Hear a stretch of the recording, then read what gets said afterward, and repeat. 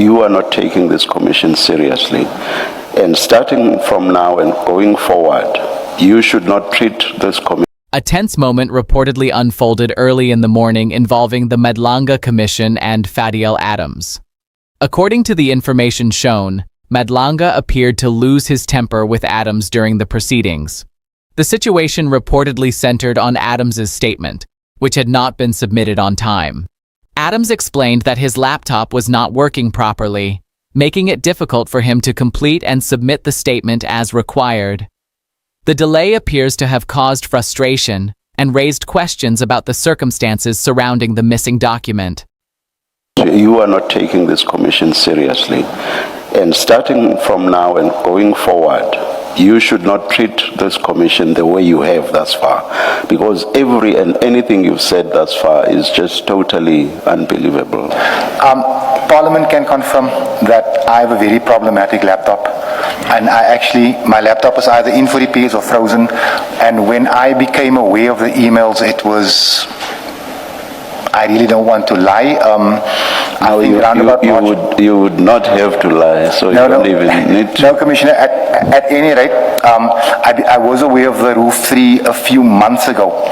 But what's a few months ago? I think 3 months ago, 4 months ago, when I became aware of it. I had not noticed it in October. Surely this is something very important. You cannot be as unspecific as you are. When did you first become aware of the Rule 3 notice? If you're going to ask me for a date right here, Justice, I really wouldn't be able to give you one, but it was a few months ago. But I'm under the impression that I will be getting more questions because people are mentioning me every day, so I was waiting for that. And Honourable Shackleton is 100% right in his assessment. But eventually, I saw that I wasn't going to get a subpoena, and that is why I emailed the Commission. Is the laptop you are talking about the same laptop you are using for your parliamentary business? It is. So are you telling us that you are able to function in Parliament with a laptop that's giving you the problems that you are telling us now? I am struggling with it. And how are you able to function at Parliament? Well, half the times I don't. Half the times I have to walk to people for information or call up for information. Don't you have IT people who can sort out your laptop? They do sort it out for me regularly. It works for a few days and then it just kicks in again. I find that very hard to believe, Mr. Adams. It can be confirmed by Parliament. I find that very hard to believe. I would too. That from October last year is only about 3 months back that you became aware that you got a Rule 3 notice from this commission. I find that very hard to believe. Are you telling us the truth? 100%, Justice. And is this the case also with everything else you received from Parliament? From October last year until about 3 months ago, you did not receive anything from Parliament? Justice Madlanga, I never said that. I'm saying that the laptop freezes on a daily basis, and therefore if I may, therefore, whenever I take it out my bag, I normally have to go to IT. It will work for a day or two and it will start again. So you say you never said what I just suggested to you now. If you did not get the Commission's Rule 3 notice from October until only about 3 months ago, that should be true of communications from Parliament as well. It's on that basis that I've just said what I said to you now. Yes, Justice, that is what I'm agreeing with you. So from October, I thought you were saying that's not what you said. No, sorry. It's not even from October, Justice. It's been for about 18 months that I'm struggling with this device. Yeah, I'm not concerned about anything else. I'm concerned about October to today. For you to only give to the Commission communication, or rather your statement, which was required from October of last year, for you to only give that statement to the Commission after 9 p.m. last night. And the only excuse you have is that you have difficulties with your laptop. All right, I don't believe that. I find it hard to believe that because otherwise you should not be operational at all as a parliamentarian. Okay, let's move on. Now, about 3 months back, you became aware that a statement was required of you. So according to what you say, which is hard to believe, you have had 3 months and we only get your statement after 9 p.m. last night. What excuse do you have for that? There is no excuse, Justice, because when I emailed the Commission about 2 weeks ago, I asked for a date. I was given the date of the 11th. I emailed back. I said to them that it is voter registration, 6th, 7th, 8th. I essentially have 5 days to complete this thing. Can I have a slightly later date? The Commission... Why would you have asked for a date? You would have seen from the communication which you got 3 months back that the statement was required from October last year already. Why would you have asked for a date? 3 months back, you become aware that, oh, for such a long time, a statement was required from me. You still ask for a date instead of saying, wow, I'm very late already, and quickly putting your statement together. Why only a week or couple of weeks back do you ask for a date only then? The Commission asked me 3 questions, Judge, and I felt that I could offer much more than 3 questions, which is why I asked for a date. When the date was proposed on the 11th, I emailed back, I said, can I have just a little bit more time? And I was told, no, the 11th is the only available date. I moved heaven and earth. I sat up nights to conclude this thing. And I'm not saying that I'm doing that what I did was right.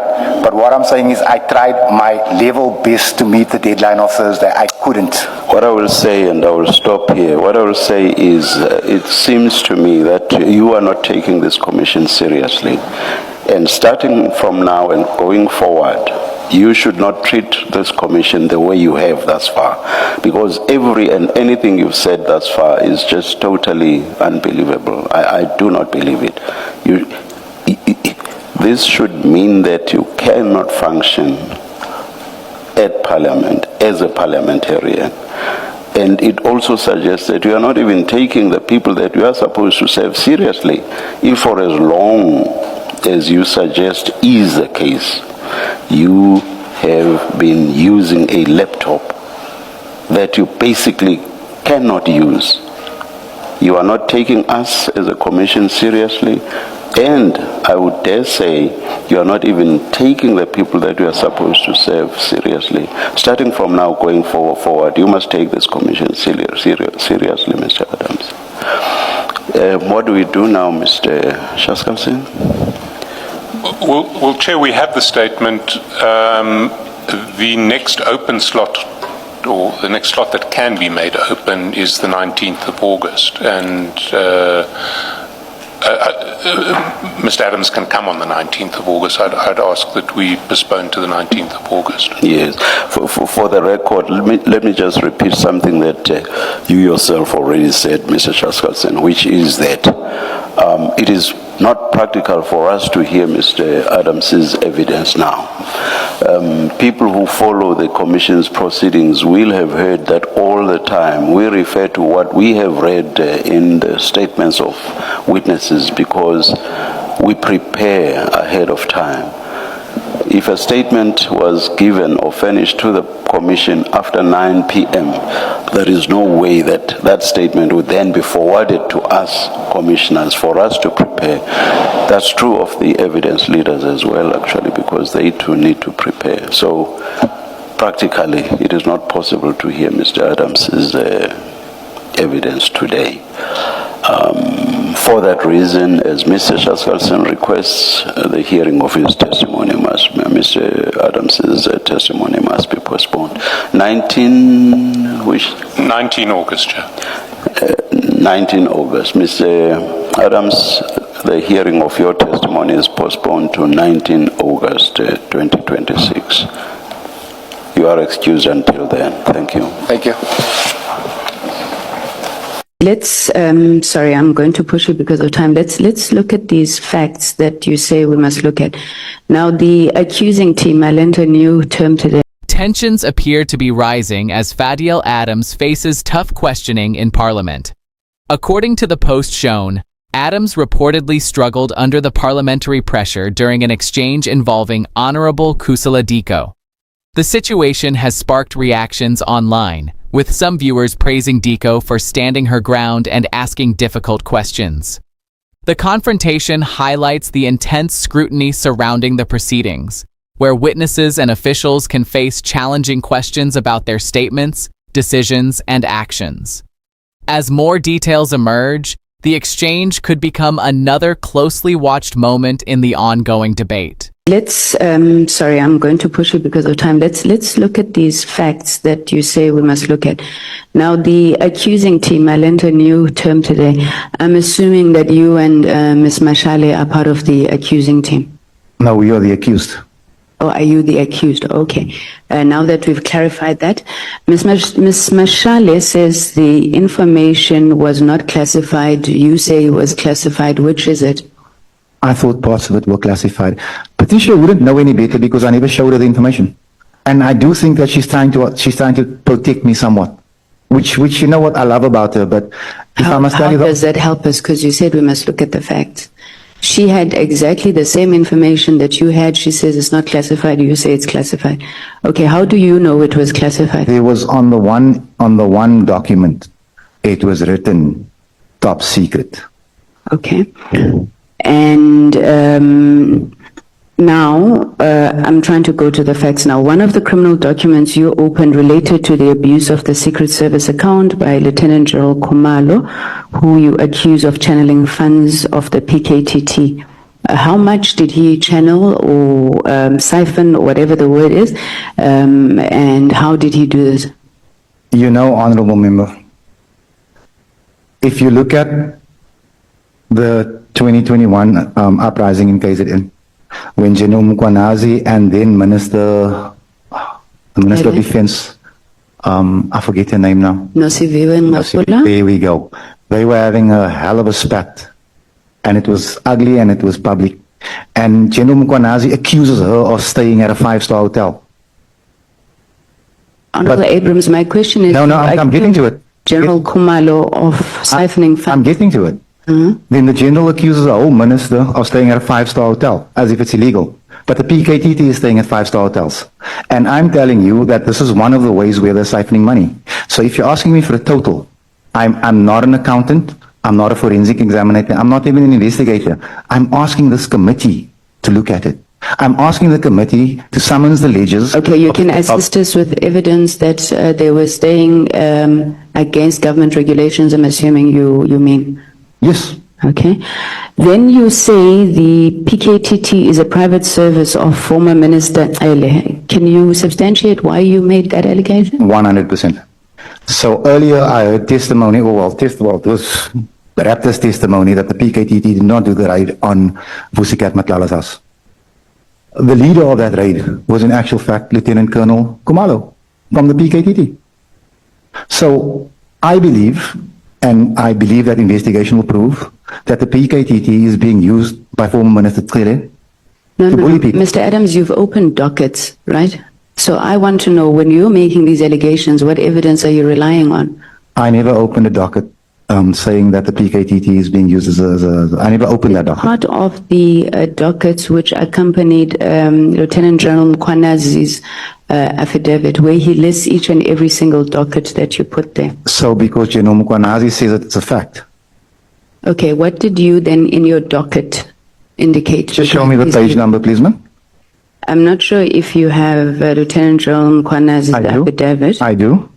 Okay, I will tell you the page number now as soon as I find it. Somewhere. Got quite a bit of paper with me. Just give me Mkwanazi's document. If you look at page 3 of 8, it's the complaint. Okay, I don't have the pagination now. I can share it with you. But he says Orlando case number, and then he writes it out. There you spoke about Major General Dondo failing a polygraph. The next one, you accused General Khumalo of the Secret Service account. The next one, you said General Khumalo was involved in a cover-up of Valeria. And then you then said General Khumalo and Major General Lushaba are utilizing funds to purchase vehicles. Now, do you have any evidence to base any of these allegations? I don't want to delve into the merits of the case, but all the evidence that I had pertaining to those dockets were handed to the IG. You have evidence? I handed it all to the IG. All of it. So you said that, and I'm quoting here, that in a civilized country, if I could find it, in a civilized country, if Lieutenant General Mkhwanazi did what he did, going around and speaking on things without evidence, it would have been dismissed or something to that effect. Why must we take you differently from Lieutenant General Mkhwanazi? Because you come here and then you just say... Don't take me differently. Take the judge who signed off on the arrest warrants differently. Because Khumalo is in court. Madondo is in court. So you claim to have evidence of all of this? I gave the evidence to the IG. I don't know how the IDAC got it, but what I can tell you is everybody in this room knows that General Khumalo was arrested. Okay. On paragraph 25, you said General Mkhwanazi would have been dismissed. Oh, sorry. On paragraph 45, you say no one disagreed with the disbandment of the PKTT, and here you're referring to the Police Portfolio Committee. No one disagreed with the disbandment of the PKTT until a reason was needed to attempt to complete the capture of SAPS. What do you mean by that? Exactly what I say, ma'am. I was in the Police Portfolio Committee. Honorable Skusana was in that committee. Honorable James was in that committee. Honorable Kola Barnard was in that committee. And the disbandment of the PKTT was read to us as a fact. General Khumalo brought the presentation. There was not one word mentioned against it by anyone, including Mkhwanazi, until they needed a reason to call a press conference. Now, please understand, when General Khumalo says that we've had one politically motivated killing in KZN this year, and therefore he essentially says the PKTT has come to the end of its life, I accept it as a fact. Mkhwanazi, on the other hand, feels different. So are you saying that the Portfolio Committee, as well as these generals, then got a reason to complete the capture of SAPS? I'm confused. Not the Portfolio Committee. Okay. What was the reason for the 6th of July press conference? It was according to General Mkhwanazi himself, because the National Commissioner was at the gates of prison. It was to defeat the ends of justice, if he was telling the truth. This is what I'm saying. It's about the capture of the SAPS. It had nothing to do with the PKTT. The PKTT had been agreed upon in portfolio in front of all of us that it was no longer necessary. So you think Minister Mkhunu was correct to disband the PKTT? I think that the minister may have overreached. I think he should have discussed it with the IMC, which I didn't think at the time. But I'm willing to concede that because I was in full support of the minister. However, there was no disagreement on the disbandment of the PKTT. Okay. Do you know Mr. Cedric Ngabinde? I've met him. Before or after you wrote to the minister? I walked into Mr. Ngabinde in the road outside here. Must have been a few weeks after. So you didn't know him before I never met the man before. Okay, now on your annexures, and I do apologize, I don't have them in front of me now, where you emailed the minister, where did you get the minister's email from? Email address? If I don't want to lie, I'm almost sure that I got 3 emails from General Lincoln, and then he called me and told me the first one doesn't work. I think it was 3, but I think I sent it to 2 emails, I think. Okay, so you emailed minister at 8:21, and then 4 minutes later you emailed Ngabinde. So what happened in those 2 minutes? Who did you talk to? No. Nothing happened in between those few minutes. I got the email addresses from General Lincoln in the evening. And the morning he called me and said to me that first email doesn't work. And then I sent to the other 2. Okay, now why did you go to IDAC and not IPID again? IPID is toothless and useless. How many cases have they refused to investigate? How many recommendations have they not made? Why was this within the mandate of IDAC, according to you? I didn't know if it was in the mandate of the IDAC. I'm testing anyone and everyone. I mean, if IDAC didn't get back to me, I'd have mailed the FBI if I needed to, but we needed action on this thing. But you chose not to go to IPID? No. Okay. So General Lincoln informed you that dockets were missing in the Western Cape. Who notified you in Gauteng? General Lincoln again. Oh, he also has access to Gauteng. That man was a legend in the service. What exactly did he do? People respect General Lincoln for being who he was. for risking his life to fight for those of us sitting here today. So what was his role that he could access such information? I have no clue. Very convenient though, Mr. Adams. Why is it convenient now? No, because General Lincoln is not here to give us this information. I right? don't know if this is going to come as a surprise to you, but all of us will die. All of us. So tell me, you said, okay, you 2 days or 3 days after you messaged the minister, you contacted IDEC. Who did you contact at IDEC and how did you get this person? I was given a number by General Lincoln. He did not give me a name. He just gave me a number. It was a female. I did not ask for a name. I said that I need someone to contact me. I'm a member of parliament. This is my number.